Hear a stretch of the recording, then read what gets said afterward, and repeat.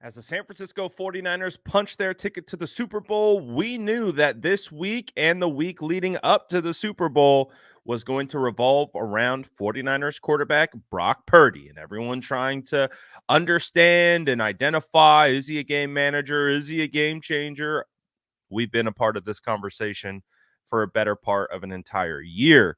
So it's not new to us, but we always like new, fresh perspectives on it. We know how we feel.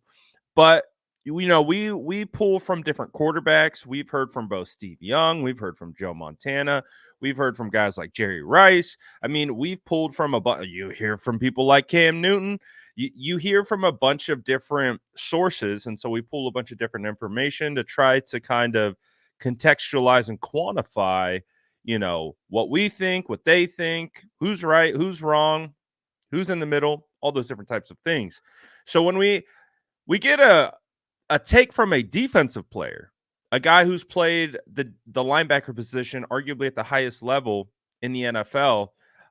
It gives yet again another perspective, another kind of angle, right? We hear from quarterbacks on Brock, guys who played the position, but it's also cool to hear from guys whose job was to stop the quarterback, who was to study the quarterback and learn their tendencies so they could stop them.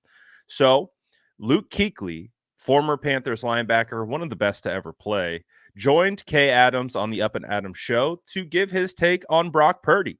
And I'm not surprised by what he had to say. And I'll let you take a listen for yourself right here. Purdy gets a lot of criticism. It's the system. It's Kyle. It's Debo. It's Ayuk. It's anything but Brock Purdy. What do you make of that criticism? And maybe share something that he does that he doesn't get enough credit for. He wins games. That's all he does. He comes back and, you can find knocks on him. He can't come back and win a game. We did that twice this postseason. And you look at his numbers, and if you took his name out of there and you just showed numbers from the last 2 years, I think it'd be a completely different conversation. But when I look at a guy like him, if you're studying Brock, you're like, all right, what does he do well? I think he's quick with the football. I think he knows where he's going. He showed the ability to scramble. But then at the end of the day, I think if you're writing a scouting report on Brock Purdy, it says winner. And I think there's a lot to be said for that. And I think people are starting to kind of come around on that a little bit. Obviously, he's got dudes around him. He's got Trent, he's got Christian, he's got Debo, he's got Ayuk, he's got Kittle. Obviously, Kyle is phenomenal as a play caller. That's not his fault that he's in that system and had the success he's had. I think he wins football games, and you watch how guys talk about him in the locker room. They love him and they believe in him. And man, I root for guys that do it the right way, like I kind of talked about, and I'm a big fan of his. It's really well said. The part that I think people think, oh, it's easy or it's known, like he's such a young player, and being quick and knowing where he's going, in my eyes as a fan, is the most impressive thing when I watch it. Yeah, and there was I think it was on the Christian run last week against Green Bay. There, Kyle's got a million shifts, a million motions. Yeah. They were in a formation. The clock was coming down. The play clock was coming down. They're supposed to have a motion, and the guy started to go in motion. Brock put him back and snapped the football, and Christian scored a touchdown. And that seems like a little thing, but that motion they were going to do is probably just a back and forth motion to give a different look, get guys moving. But they wouldn't have been able to snap the ball if that motion happened. So either they're going to call a timeout, get a delay of game. Either way, that play doesn't happen. But he has enough confidence in what the system is, what he's doing. He's got his eye on the play clock. He's able to say, hey, this motion doesn't matter. Yeah.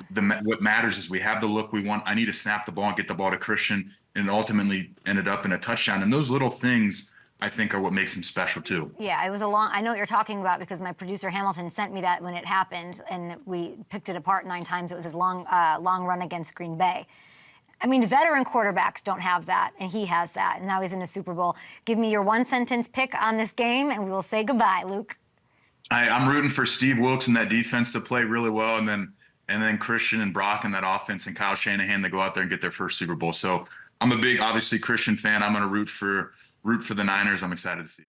I think he is absolutely on the money, and it has been something that we've kind of been hammering home as well. And he basically says it's the perception is the biggest problem that the people have, or certain people have, with 49ers Brock Purdy. He said if you take his name out of it and you just show his numbers, or you just somehow had the ability to wipe someone's mind of the idea that the quarterback that they're watching was the last pick in the NFL draft. If you would have said he was, number, I don't know, 15 overall, number 28 overall in the first round, the perception is the huge thing with Brock Purdy, because when you are the last pick in the NFL draft, people are just waiting for you to come down to reality. And that's what it's been, not only in the 49ers fan base, but nationally. People are just waiting for Brock to turn into a pumpkin. That was the whole thing. That's why, when he had the 3-game losing streak, all people were like, see, this is what we were talking about. Then he went on a tear where they won multiple games in a row, and then they had to walk it back. And then the Ravens game happened. Oh, see. So it's a perception thing. And when you look at Brock, you study the tape, you understand what he's doing and how he's doing it. You're not worried about the perception. You don't care about the draft pick and where he was and all those different types of things. You just watch him on the field and you watch how he executes the offense and how he moves the ball. It's absolutely phenomenal. And I love the example that he used when talking about that play in the Green Bay Packers, where we broke it down on this channel, where Charlie Warner was supposed to come in motion. Even Kyle Juszczyk is in the backfield telling Charlie Warner to go in motion because the clock was running down. And you see Brock Purdy, the game manager, stop Warner. And again, he has Kyle Juszczyk, an 8-time Pro Bowler, behind him telling Warner to come on. He stops him and hikes the ball at 0-0, and they score a touchdown. If Brock Purdy doesn't have the wherewithal and the expertise within the offense and the awareness of the situation to understand the play clock, they were on the wrong side of the play clock, that would have been a penalty. They would have backed up. And instead, like, that play literally changed the outcome of the game. And so the game manager, game changer, Brock Purdy changed the outcome of the game by managing the game correctly. He changed the game, managing the game. That thought process doesn't sit well with certain people who get hung up on this. Oh, he's just a game manager. That's a function of the quarterback position. You need to do that in order to have success. So it's hilarious because him managing the game changed the game. But you'll never hear them talk about that. But I just, I love it from Luke Kuechly. Again, I have the utmost respect for him as a player. I thought he was phenomenal. He was always kind of battling it out with Patrick Willis as like who's the best linebacker in the league. He's always been phenomenal. And I love the insight. Absolutely love the insight, and a great guest on the Kay Adams show.